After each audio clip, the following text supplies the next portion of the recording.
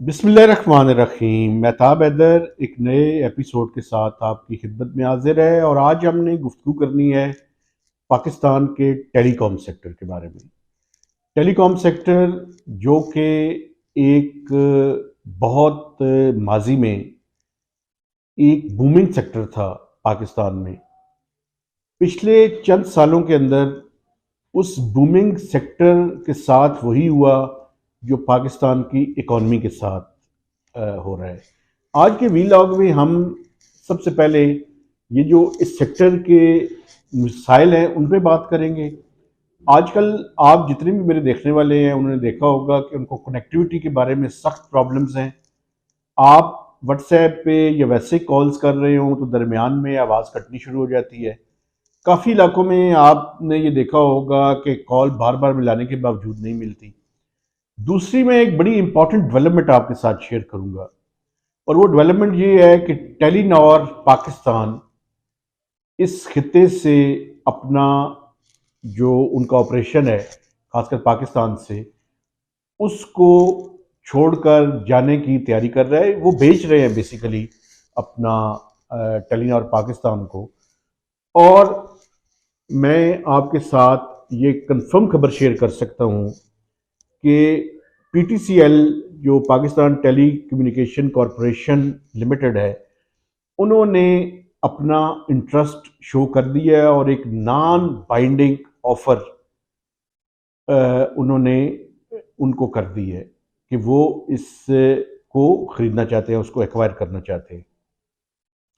तो इस पूरे जो इश्यूज हैं इनके ऊपर मैंने बात करनी है। सबसे पहले तो टेलीकॉम सेक्टर के अंदर जो प्लेयर्स हैं उनकी तादाद कम होती जा रही है। आपको याद होगा वारिद था, वारिद ख़त्म तो नहीं हुआ लेकिन वो मर्ज हो गया।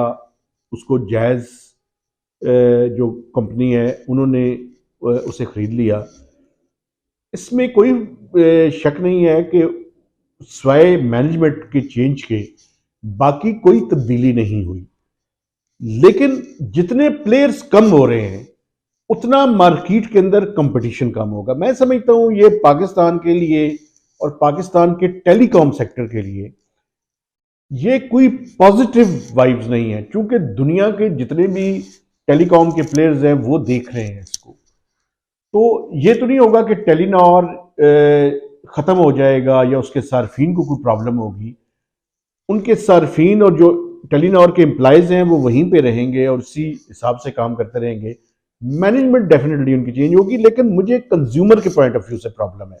कंज्यूमर के पॉइंट ऑफ व्यू से प्रॉब्लम ये है कि पहले 5 प्लेयर थे, अब एक्चुअली 3 प्लेयर्स की तरफ मोबाइल सेक्टर जो है वो बढ़ रहा है। उसकी वजूहत ये है कि आप ये देखें कि पर कस्टमर जो रेवेन्यू है वो गिर रहा है।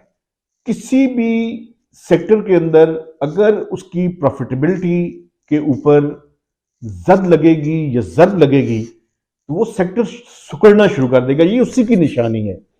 ये इसी बात की निशानी है कि पाकिस्तान में जो इन्वेस्टर है उसकी अपॉर्चुनिटीज कम हो रही हैं। क्यों कम हो रही हैं? मुतअद्दिद वजूहात के साथ साथ मैं एक लार्जर पिक्चर आपके सामने रखना चाहता हूँ। लार्जर पिक्चर ये है कि जब किसी मुल्क की इकोनॉमी की हालत खराब होती है तो डिस्पोजेबल इनकम कम होती है, उनके पास खर्च करने की एबिलिटी कम होती है। पाकिस्तान के साथ भी एक्चुअली यही हो रहा है। और दूसरी तरफ हुकूमत क्या करने की कोशिश कर रही है? हुकूमत इस सेक्टर को एक मिल्किंग काउ समझ रही है कि जितना दूध इससे निकाला जा सकता है वो निकाल लिया जाए। इसमें भी कोई शक नहीं है कि जो टेलीकॉम सेक्टर है उसके जो मॉडल है उसमें भी फ्लॉज है। मसलन मुझे उनके ऊपर भी एतराज़ है। उनके ऊपर एक एतराज़ मुझे ये है कि देखें, आपने जब 4G की लॉन्च हुई तो एक्सपेक्ट ये किया जा रहा था कि आप अपने आप को वैल्यू एडिड सर्विसेज की तरफ डाइवर्ट करेंगे। टेलीकॉम सेक्टर उसमें कामयाब नहीं हुआ। टेलीकॉम सेक्टर का अपना पॉइंट ऑफ व्यू है, लेकिन being a customer, being a journalist जो कि पूरे सेक्टर को हर एंगल के साथ यानी इन्वेस्टर के पर्सपेक्टिव से भी, कस्टमर के पर्सपेक्टिव से भी और रेगुलेटर के पर्सपेक्टिव से भी एनालाइज करने की और करीब से देखने की कोशिश कर रहा है। मैं ज़ाती तौर पर यह समझता हूं कि देखें, अगर आप वैल्यू एडेड सर्विसेज पे तवज्जो देते, मसलन उसमें ब्लेम गेम एक तो इस मुल्क के अंदर बड़ी ज्यादा है और प्रॉब्लम्स भी हैं, मैं नहीं कहता कि प्रॉब्लम्स नहीं है। प्रॉब्लम ये है कि मुझे ये बताएं कि ई वॉलेट, अगर आप दुनिया के किसी भी मुहज़्ज़ब मुल्क के अंदर या तरक्की याफ्ता या जो तरक्की कर रहा हो तेजी के साथ, उसमें चले जाएं आज और वहां जाके कैश में अगर आप कोई पेमेंट करने की कोशिश करें या दें उनको, तो वो आपको देखना शुरू कर देंगे और वो बेसिकली बात तो नहीं करेंगे लेकिन समझेंगे ये कि आप स्टोन एजेस से उठ के आ गए, क्योंकि अब कार्ड स्वैप करने का और मोबाइल के जरिए पेमेंट करने का हर जगह पे जो है वो है और इतना रैम्पेट है, इतना इसका इस्तेमाल बढ़ चुका है, लेकिन पाकिस्तान में अभी तक हम उसकी तरफ मूव नहीं कर सके। और ये जो वैल्यू एडेड सर्विसेज हर सेक्टर के अंदर टेलीकॉम कंपनी शुरू कर दी थी, उन्होंने उस पर तवज्जो नहीं दी, वही मोबाइल वॉइस पे और डेटा के ऊपर उनकी लड़ाई रही। लेकिन मेरे ख्याल में अब ये जो मोबाइल सेक्टर है उसका क्या प्रॉब्लम, वो कहते हैं कि हमारा जो मॉडल है उसके अंदर आप फ्लॉस का जिक्र करते हैं, लेकिन हुकूमत ने हमें इतना जुकड़ के रखा हुआ है कि हम उसकी टैक्सेशन के मसाइल के ऊपर, आजकल एलसीज के ऊपर, लोड शेडिंग की वजह से, आप अंदाजा लगाएं कि अगर इस मुल्क में लोड शेडिंग जो कि अनशेड्यूल्ड लोड शेडिंग है वो इतनी ज्यादा है कि उनके जो टावर्स को चलाने के लिए जनरेटर्स हैं उनका फ्यूल खत्म हो जाता है। वो कहते हैं जी हम अपना एक बजट हमने रखा हुआ था वो एग्जॉस्ट कर जाते हैं हम, उसके बाद कनेक्टिविटी में प्रॉब्लम शुरू हो जाती है।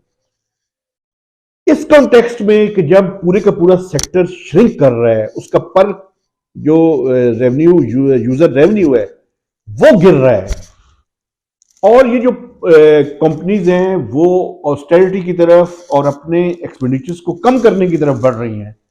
आप ये देखें, हर तरह की शिकायत है इन मोबाइल कंपनीज के खिलाफ, इनकी जैस की, कैश की, दूसरी जितनी सर्विसेज हैं, हर तरह की लोगों की शिकायत है, क्योंकि इन्होंने अपने सिस्टम्स की अपग्रेडेशन की तरफ और वैल्यू एडेड सर्विसेज की तरफ उतनी तवज्जो नहीं दी जितनी तवज्जो इनको देनी चाहिए थी। सेक्टर क्या कह रहा है? सेक्टर ये कह रहा है और टेलीकॉम के प्लेयर्स क्या कह रहे हैं कि हुकूमत ने इतने टैक्सेस, इतनी रेगुलेशंस, इतनी चीज़ें उनके ऊपर डाल दी हैं कि जिसकी वजह से वो अपना काम ठीक तरह से नहीं कर पा रहे।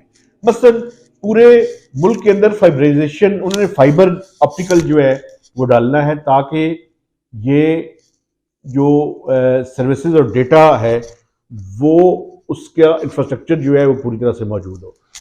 कैंट के इलाकों में और डिफेंस के जितने इलाके हैं सख्त किस्म की प्रॉब्लम्स हैं, राइट ऑफ वे पे सख्त उनके मसाइल हैं।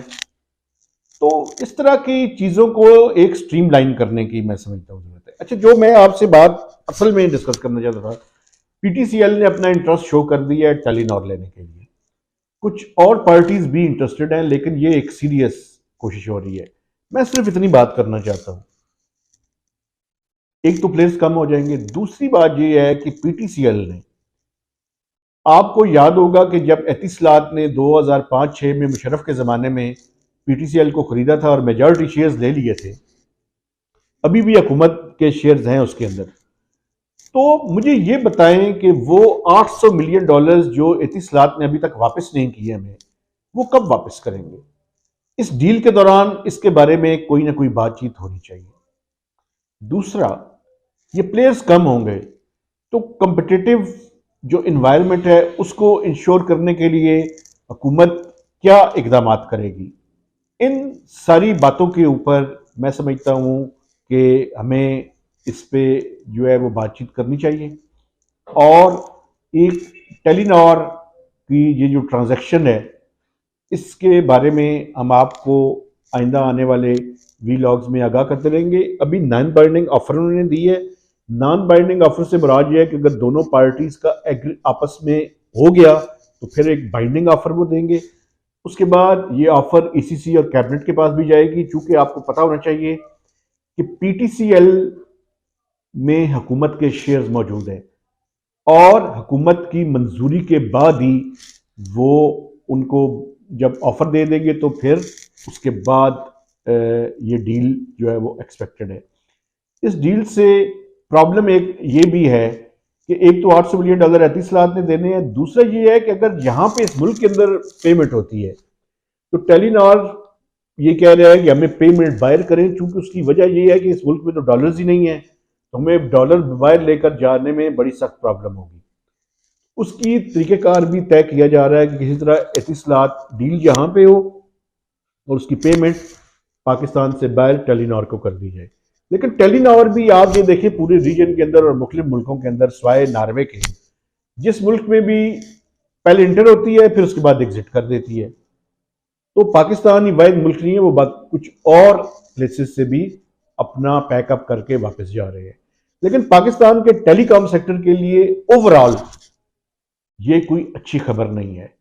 एक हवाले से अच्छी खबर है कि वो अपना सब कुछ बंद नहीं करके जा रहे, वो इस पे जो है वो एक और कंपनी के हवाले करके या बेच के जा रहे हैं, तो सर्विसेज तो उनकी बरकरार रहेंगी।